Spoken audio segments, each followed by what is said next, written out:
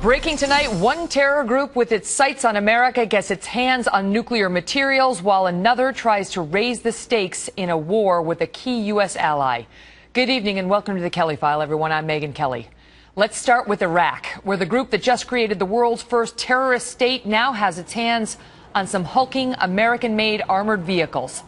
These things stand around 10 feet tall and were built to withstand everything from IEDs to landmines and more. The Iraqi government also confirming today that the group, now said to be targeting the U.S. homeland, just got its hands on nearly 90 pounds of nuclear material, the stuff of so-called dirty bombs.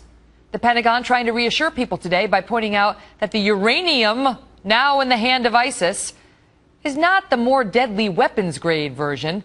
But that doesn't much matter when you are out to terrorize. How would you feel? You don't care if ISIS gets uranium on you, do you? It's not weapons-grade, not to worry. And just 500 miles to the west of there, rockets are tonight raining down on Tel Aviv. While in the Gaza Strip, the terror group Hamas is telling civilians to just ignore the advance warnings that Israel gives before it launches its airstrikes, which means Hamas is effectively ordering residents to die in order to further that group, which we recognize as a terror organization, that group's cause. Congressman Peter King is the former chairman of the House Homeland Security Committee. He was briefed earlier this week about the threat from this terror group in Iraq, and he has been monitoring the events in Israel. Congressman, good to see you tonight. And so how concerned should we be now that ISIS has its hands on 90 pounds of uranium? Megyn, we should be very concerned. And the fact that the government or the administration is trying to pass this off as not being enriched and perhaps not being weapons grade, the fact is it still could be used for a dirty bomb. This is an issue we've had to confront in New York, and that's why the NYPD set up the Secure the Cities program.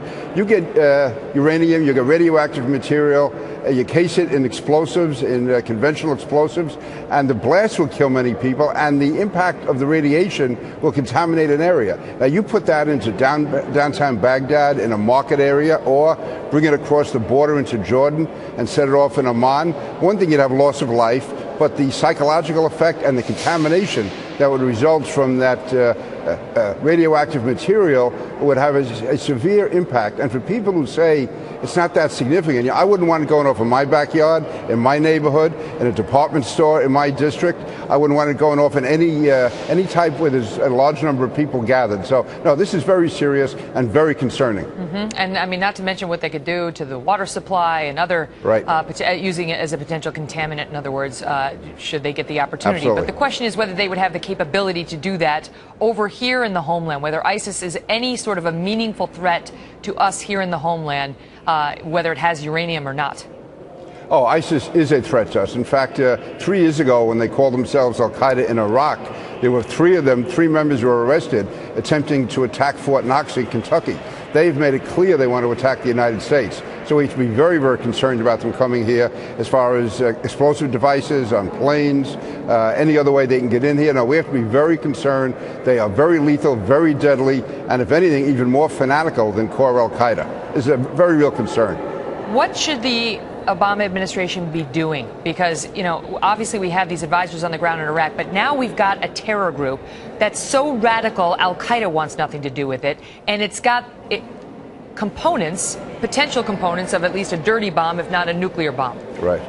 Well, first of all, not to relive the past, but this wouldn't have happened if President Obama had not pulled all our troops out. But we are where we are right now. And it's not just Iraq, it's Syria and Iraq. They are setting up a caliphate there. I believe we have to use air power to at least blunt the ISIS attack now, the offensive, blunt that offensive.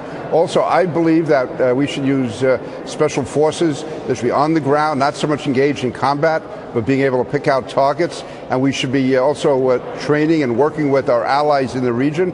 But this has to get top priority. This is a major threat to us. Congressman Peter King, thank you for being here. Megyn, thank you.